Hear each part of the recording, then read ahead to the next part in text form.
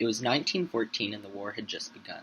White male soldiers were being sent out rapidly to fight for their country, but one thing stopped many minorities from following their fellow Canadians to war: being told, "This is not for you. This is a white man's war."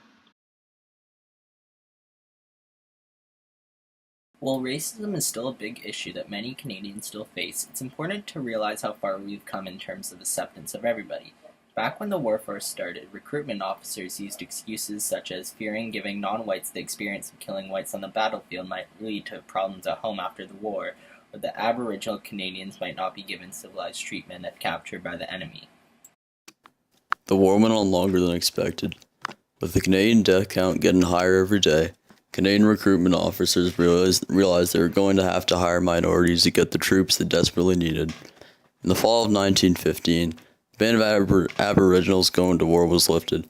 By the summer of 1916, the ban on Japanese, Chinese, and Black Canadian men were lifted, and they were accepted into the Army. Unfortunately, most of the Black Canadians were restricted to Black-only non-combat battalions. One of these was called the No. 2 Construction Battalion. It was created on July 5th, 1916. It had 575 Black Canadians under the command of Lieutenant Colonel D.H. Sutherland. Their job was to dig trenches, defuse landmines, and build bridges.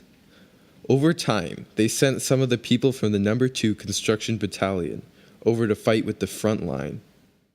At the end of the war, 3,500 Aboriginal Canadians, several hundred Asian Canadians, and over 1,000 Black Canadians had served overseas fighting in the Canadian Army, many of whom died fighting for their country.